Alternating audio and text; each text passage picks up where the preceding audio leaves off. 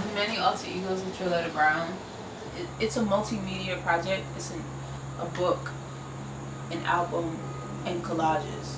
My work is always like centered in blackness, mostly black womanness, if that's a thing. Like in like 2012, 2013, I went through this like phase of alter egos as a coping mechanism, revisiting it for the title was just a way of me like saying like black women are not monolithic beings. There are 5 alter egos: Celie Jr., Get Money Trixie, Buck McDaniels, formerly known as Ratchet Rhonda, Trill'eta Brown, and OG Lazarus. Each chapter is named after one of the alter egos. I like Trill'eta Brown maybe the most. She's like a hood joint, but she like is like critically thinking about like what that really means, like how, why. It's my girlfriend. What's her name? Emanuela. She's a studious bitch. She's a political bitch. This is her political statement. There needed to be visuals because like, you know, you need to see this is what I'm saying. I don't want to be like, listen, I am, you know, this intellectual elitist artist and I'm shoving this black Twitter pontificating rant down your throat, you know, like I'm having a conversation with you. So the collage is digital. I go through a process of making this digital thing a physical thing. I paint the wood, transfer the image onto the wood, and now I am rubbing the paper off. But essentially I'm ink bleeding or photo transferring, same thing. I feel like bleeding describes like how long this process is, like, but it's soothing though. This particular piece is from the chapter Get Money Trixie.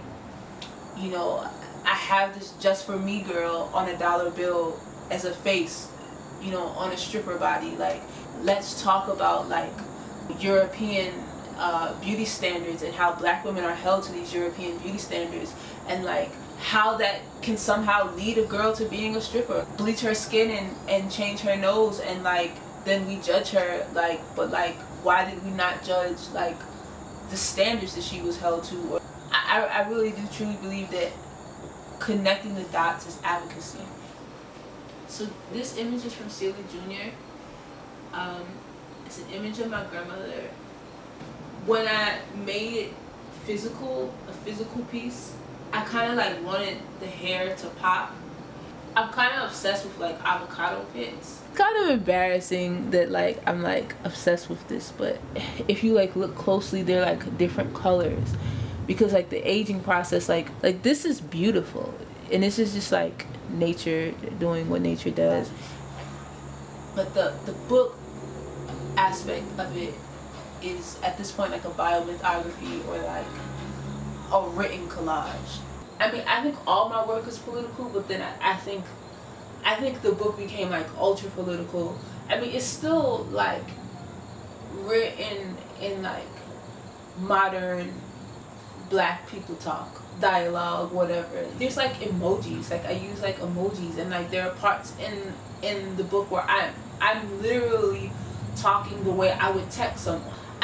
I wanted it to be accessible.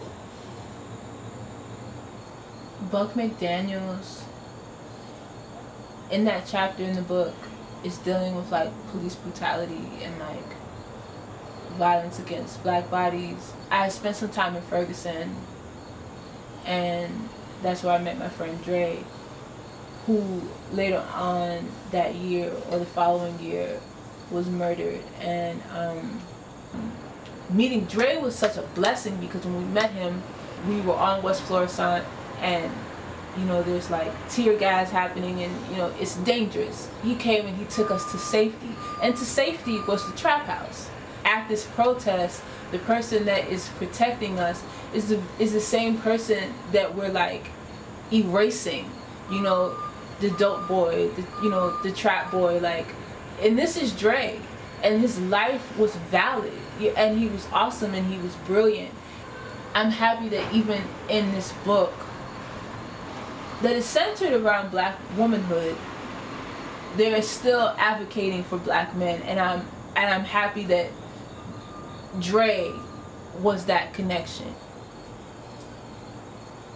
I will open up inside, fill me up, God, fill me up, fill me up. The music had to come after the book,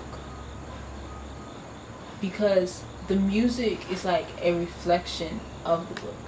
The song Silly Jr., which is a reflection of the chapter Silly Jr., that chapter is about looking for the love she felt she didn't get as a child, and in the men she's dating. And the song starts off, why don't you love me so I don't have to love myself? Because some of the book is heavy and some of it is light, but we're unpacking a lot. And then the music is just like the exclamation mark. The music is the feeling. Throughout the process, like, it's been a 2-year process. The inspiration has changed. The influences on the project have like changed. As I'm growing as an artist,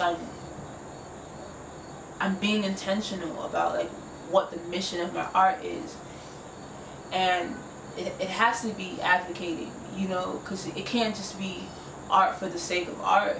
I mean, it can be, there's nothing wrong with that, but for like my life's mission, it has to be more.